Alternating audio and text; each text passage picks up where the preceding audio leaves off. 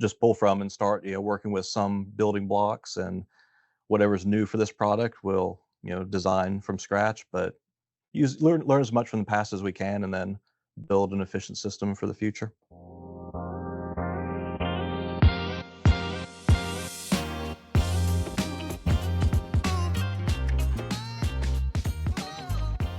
In this episode of Embedded Insiders, Rich and Jeff Baldwin, Director of Engineering at Sealevel Systems, discuss the process of designing systems for harsh environments and how Sealevel's expertise helps customers get started with safe and reliable solutions.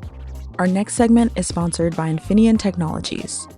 Rich is joined by Eric Wood, Infineon's Senior Director of Microcontroller Cryptography and Product Security, and the two discuss quantum computing and how the experts at Infineon are working to keep systems secure. But first, Ken and I engage in some rapid-fire questions regarding a recent story on embedded computing design about robotic telesurgery.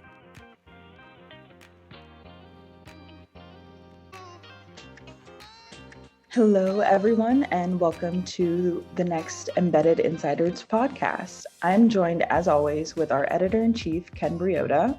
How are you, Ken? I'm great, Tiara. How are you today? I'm good. It's a truly summery day here. We're hot and humid. How are things for you? Finally, slightly cooling down, so thank goodness for that. Well, you're cool to you is not cool for the rest of us. You're out here going, hey, it's not triple digits finally. Yay. Yes, I'm like, there's a slight breeze, thank goodness.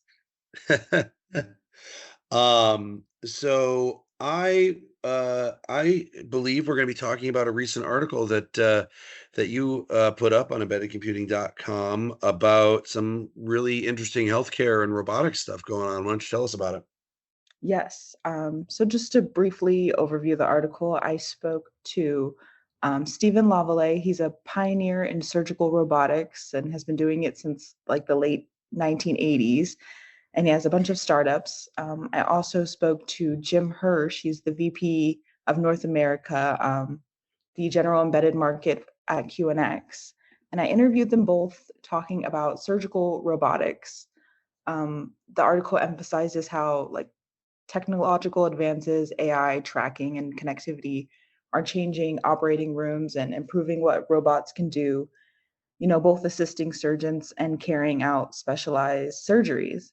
We're stressing mostly trust and safety and regulation and, of course, reliability surrounding the challenges of medical robotics. The interviews were so good. I encourage the listeners to check it out. Even if you're not working in healthcare tech and you're not developing toward this stuff, it's important to know about it because these innovations are going to be impacting industrial and warehousing and supply chain and all the stuff that we're all working in. So it's really interesting stuff. So there will be a link to the story in the description so the listeners can check it out. But based on the story, because you've read it, I wanted to kind of rapid fire ask you some interesting questions surrounding robotics in healthcare. Awesome. Let's do a lightning round. So first question, would you be comfortable being treated by a robot that's running on the kind of technology, chips, and boards that we write about every day?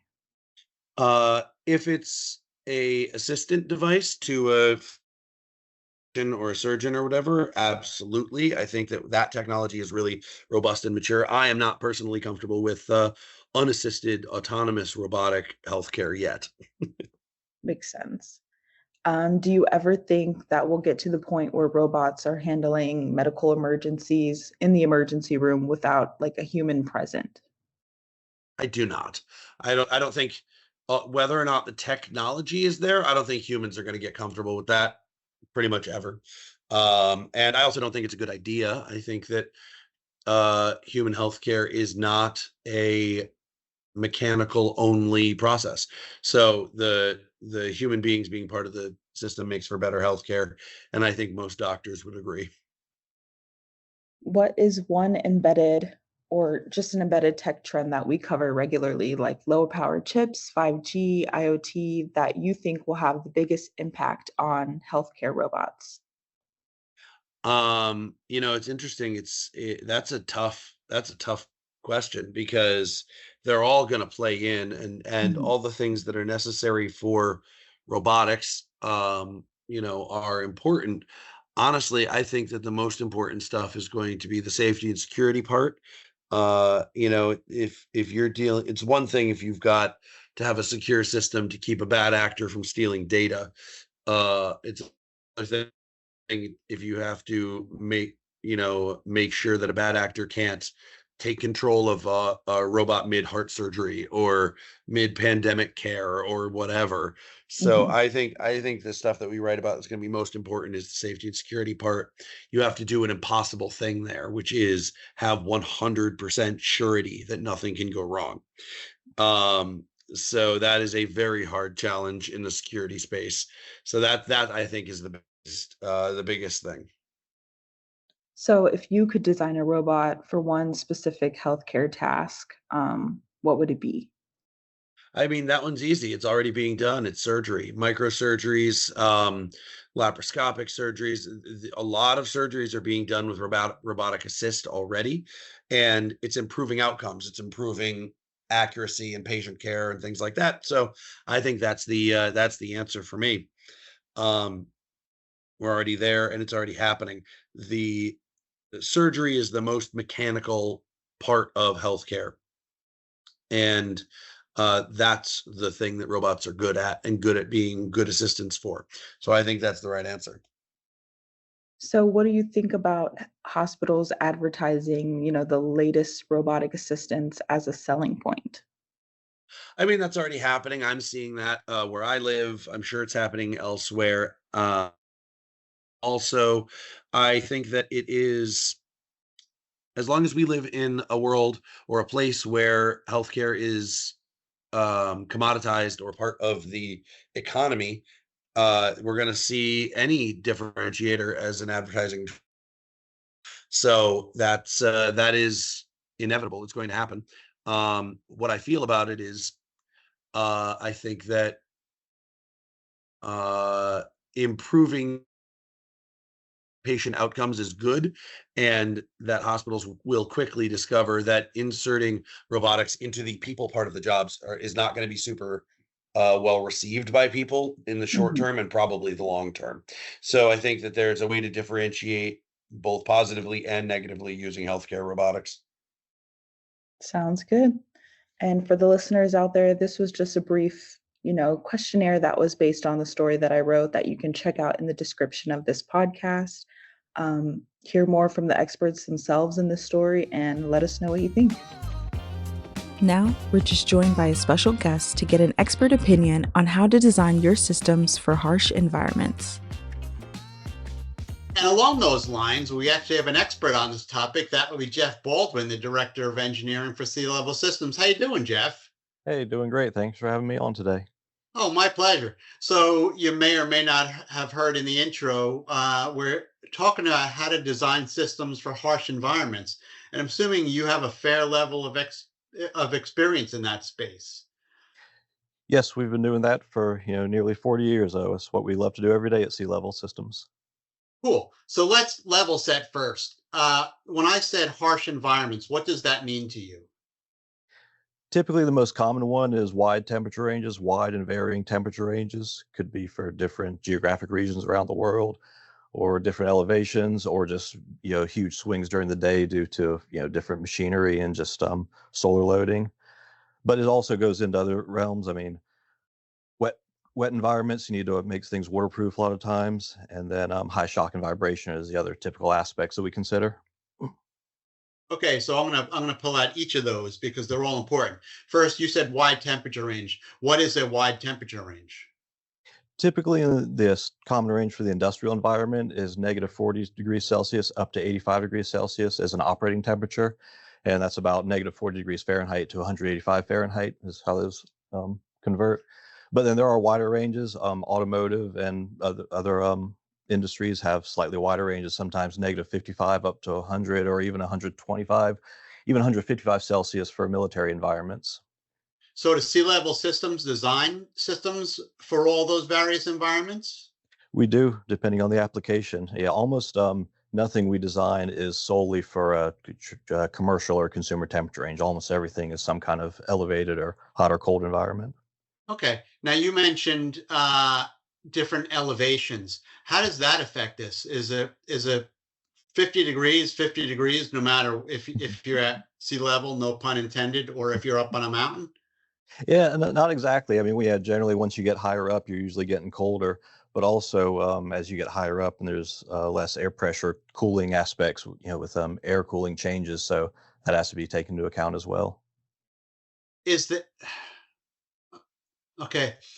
Excuse my nativity, if that's the right word.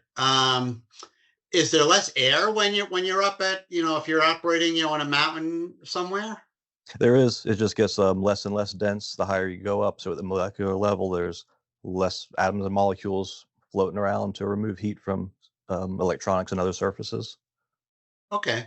And then along those same lines, what about humidity?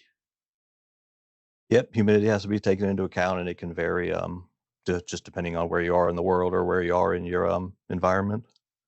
When you say taken into account, how do you do that? Certain electronics are rated for to operate in different humidity ranges, and also you need to take different just design aspects, spacing of traces and conductors to ensure that arcing can occur with higher humidity. And there are also coatings. You can put conformal coatings and other types of materials on circuitry to protect them from the environment, from moisture. Does that affect the cost of the design by a lot? It does. It varies, but depending on how much of those measures you need to take. But it's always an adder. Okay. I would think that you guys tend to be a little more conservative, but I'd also imagine that you see a lot of these designs that are put into these places that really don't belong there. Is that the case? That is, I mean, a lot of companies and designers will take equipment that's not necessarily rated for environment and do some testing with it, and if it works, they'll deploy it. And you get varying degrees of success with that, but it's always safer to design the system for the environment in which it's going to operate. Is it possible to emulate these various environments? Is there a test chamber that, obviously it's easy to do hot and cold, but what about things like humidity and less air and stuff like that? Yes, there are specialty chambers. I mean, it's pretty easy to get just a chamber just to do high and low temperature, but they have special ones that can you can vary the humidity, and then other ones where they're vacuum sealed and you can vary the pressure to simulate the environment more closely. Is it easier just to have a team in Houston to deal with the high humidity, or than to spend the money on one of these chambers? Unfortunately, we all can't live in the exact environment where our devices are going to operate, so it's important to have the appropriate test equipment to be able to vary it where you are for testing. Okay. And then I assume you have to do a lot of these things in conjunction, like shock and vibration with high temperatures, with low temperatures and stuff like that. So is that the case? It it can be. That gets a little bit more difficult to include everything at the same time with lab environment. So that's where also, in addition to doing just lab testing and testing your designs in a more controlled environment, there's also kind of no replacement for just getting it out in the field and doing some early product testing in the real environments. Does something that's more difficult work to your advantage because there are fewer people who have the ability to do that? Oh, yeah, we believe so. We believe we've worked in a bit of a specialty niche of the industry, and we believe we're good at it. So we think it gives us an edge with a lot of customers. And then what about the retrofitting for the customer who thought they understood how to do this, but in reality didn't? Do you see a lot of that? We do see some, yeah, where customers have tried a certain way and tried a seemingly easier path, and it just hasn't worked out, and then we have to fit a more purpose-built system into maybe an existing enclosure, an existing application opening. There might already be some constraints that then we need to work within while we design a specialty system. So So you sometimes guys they sit come in around fresh. there's a bunch of guys sitting in the engineering lab laughing at some of the customers? It's all in good nature, but yeah, sometimes we get a kick out of what's been done already before us. No names mentioned, of course. Right. Now, you also mentioned wet environments as well. What do you do there? And I would assume that that affects the heating and cooling because you have to have a completely enclosed system. Yeah, in general, it's not a huge change for us in that aspect because we typically design our systems to run without forced air cooling, honestly, without even vent holes, because while having vent holes in a system can help just with natural convection and air moving through and cooling, it's also an easy way for external debris to get in, dust, whether it's coal dust or other environmental contaminants can get inside and cause you problems over time. So we actually try to design most of our computers and electronics to already be closed off. So anyway, the reduced airflow from water sealing isn't really a big change for us, but it does take a lot of specialty design work to get a proper water seal over time. You got to pick all your connectors right, design your enclosure, reduce the amount of open seams that could exist. Making an enclosure with smaller pieces can help with that, so you have less areas of ingress that you need to seal. So it all starts from the beginning. You got to start from the beginning with all this stuff to do it right and efficiently. What makes you guys experts at this? Is it just because you've done it and you've learned from all the mistakes, or is there some other expertise that I don't know about? Yeah, it's just a combination of experience over time and the lessons we've learned over the years and recorded for ourselves, and just growing the team, getting good, smart people on the team who are all willing to work together and solve problems. Okay. So what's the starting point for a customer? Do they have to determine, should they be asking these same questions? Is it how hot, how humid, what altitude, and stuff like that? Is that where you start with somebody? Yeah, I mean, it always starts with sales. Either the customer comes to them or they find the customers and they start the discussion of what's their product, what challenges do they have, and how can we help. And when the sales thinks they found a customer that looks like a good fit and they want to look a little bit deeper, then we usually get on a call with me or one of the other engineers and ask some more questions about all the details of the system, how it needs to operate, and just go from there and really build up the understanding and the specifications and requirements, and then move forward if it looks like a good fit.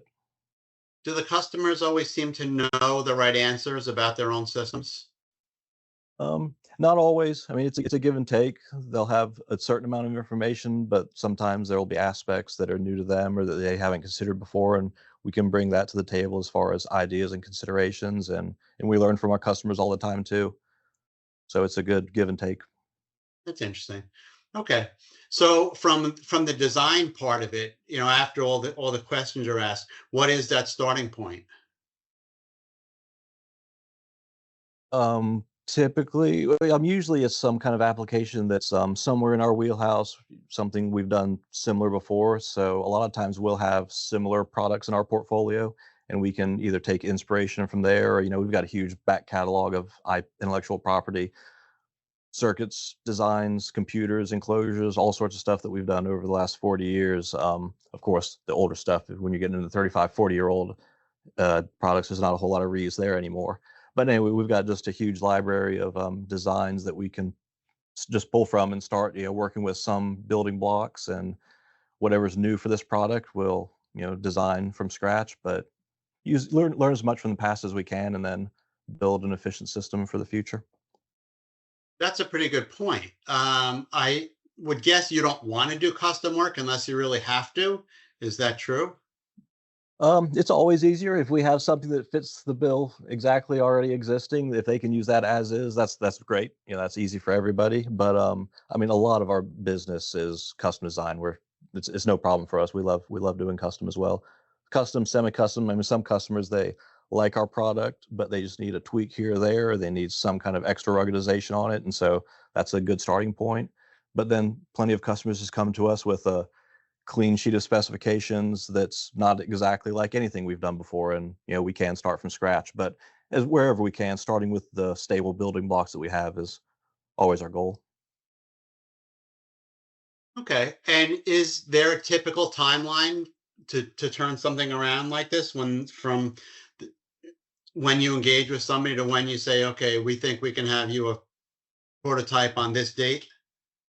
Yeah, it's hard to say typical. So many projects and customers and industries are so different, but it can be anywhere from if it's a fairly simple design and everything's focused, in 6 months or less, sometimes we can have functioning prototypes, and then depending on how smoothly the testing and whatever certifications are needed goes, we could beat it into production with a product in a year or less. But in the reality, a lot of complex products take over a year or sometimes 2 years, depending on just all sorts of aspects of the project. Okay.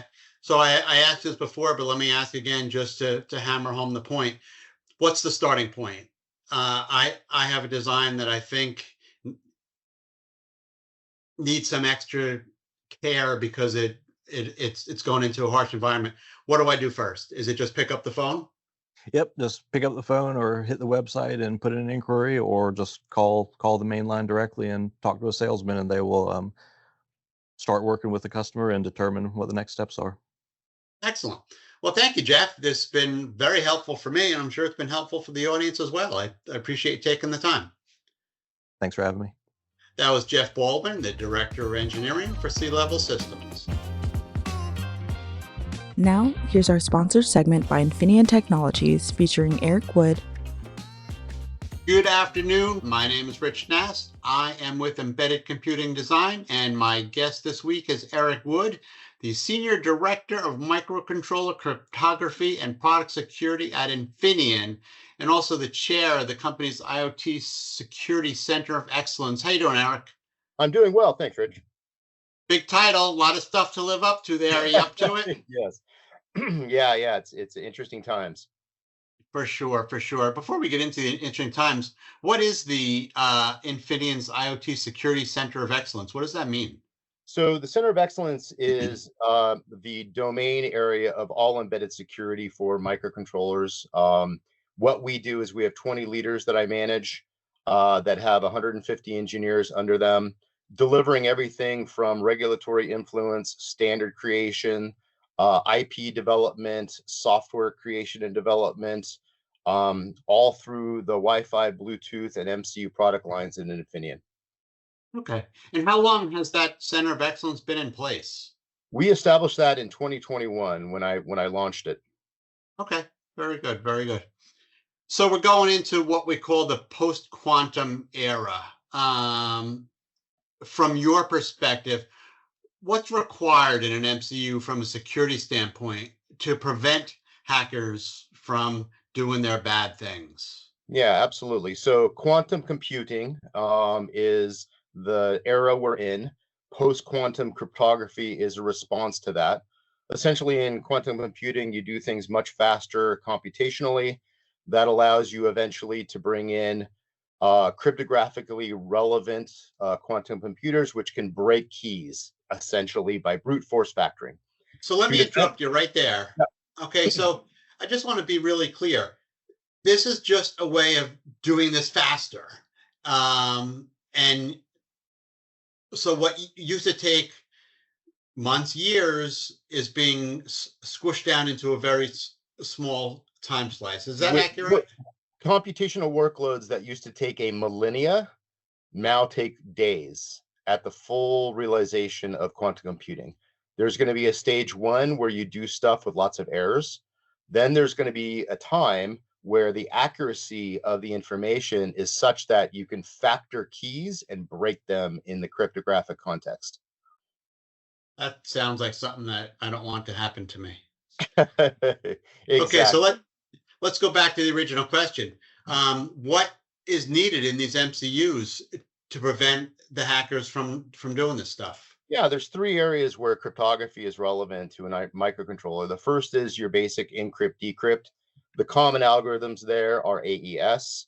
Your current key strength is 128. That needs to be moved to 256 to prevent against the attacks in scope for quantum computing. The next area is firmware verification. You use that for secure boot, and you use that for firmware updates. That is where elliptic curve based cryptography or SHA based cryptography comes in. For SHA, which is used for immutable code authentication, that is a hashing algorithm that needs to move from SHA-256 to SHA-384, just increasing key strength. The most interesting piece is elliptic curve based stuff operations that now require a replacement cryptography, since those keys are based on prime number factoring, and Shor's law and algorithm will allow you to factor those in a matter of days. It wasn't a problem when you can factor those in a millennia, but now with quantum computing, you can factor those in days once you have cryptographically relevant Gen 2 or Gen 3 quantum computers. And then the fourth is third is secure communications.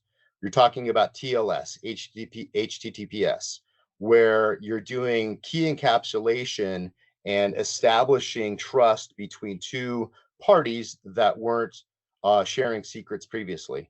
So those operations now need to be fully replaced because those were ECC operation based. Now that needs to be replaced by a new algorithm to prevent quantum computing attacks. And again, the attack is today.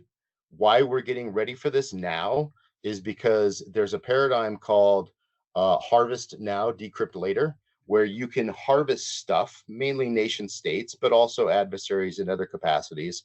You can harvest stuff now, and within the next decade, when Gen 2, Gen 3 cryptographically relevant quantum computers are available, you can now take that storage stuff and decrypt it and now have secrets. To be clear, are you able to prevent an attack, or are you trying to make it so hard that they'll go on to somebody else? From a pure brute force factoring attack of a key, it shall prevent it. All right. Now there's other attacks, differential power analysis, side channel attacks, other ways to derive keys. And there's methods for preventing those types of attack. But the pure advent of PQC or post-quantum cryptography is about the brute force factoring prevention. Okay, sounds good. Is it simply pop in an Infinium MCU and you're good to go, or is there more to it than that? Well, that's what we intend to do, but there is more to that on our end. So what we're trying to do is make this seamless for a customer. We implement cryptography in a cryptographic agility perspective, meaning that we give a customer an API and they can write software to that API, irrespective of what keys or algorithms are used to execute the operations that are the underlying value of cryptographic operations, right? So their software models can be repeatable, reusable, irrespective of an ECC algorithm or a PQC algorithm. Okay, so go one level down. As a designer, a potential customer of yours, what do I need to do? What do I need to know? What you need to do and what you need to know is work with a trusted customer, a trusted partner, a trusted supplier. The other things, there are some knock-on effects relative to PQC implementations. Consider that the new PQC algorithms require more memory space to store keys. They also require more throughput to support the signature sizes of the certificates that you sign to do things such as attestation. In the data center world, where these requirements for PQC support are coming first in this year, 2025, there are some knock-on effects, again, in memory, but even more importantly, in the serial interfaces required to communicate to other devices in the infrastructure. An example of that is today, a very common serial interface is I2C. You see now the customers acknowledging the fact that I2C is no longer sufficient. Now we need one or two or multiple I3C interfaces to handle the traffic and the throughput of the certificate sizes based on the signatures now required in PQC. Ultimately, the industry is saying 5 years from now that they may harmonize on USB as the serial interface for the demanded throughput to support PQC certificates. Is this a constant game of one-upsmanship where you guys do something, then the bad guys catch up, then you guys get ahead and the bad guys catch up again? Actually, no. So I've been in cryptography for the last 2 decades. And I would say up until about 3 years ago, it was quite stable and boring. You had nothing changed. Everything was the NIST Suite B basket of cryptography. You had very stable ways of doing logical security, protect keys and store keys. Then three real things came all at the same time. One was the value of assets on board the MCUs became more significant with machine learning models, and other high value assets now on board those devices in the wild that need to be protected. So you now have to add physical security. The second one was the advent of the Radio Equipment Directive and the Cyber Resiliency Act in Europe, which requires a much more robust publishing of security, business process around security, etc. And then finally, here we are with quantum computing and the response required for quantum computing.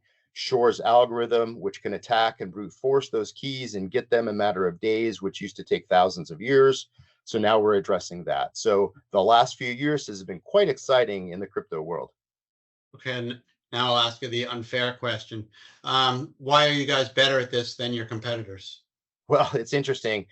We've had a 2-decade experience in embedded security, 50% of the payment chips in your wallet, 75% of the passports around the world use Infineon secure chips. 50% of the TPMs that do all the security protocols of your laptop are Infineons. So we've applied that now to the IoT space. We have some of the scientists who created some of these algorithms work for Infineon.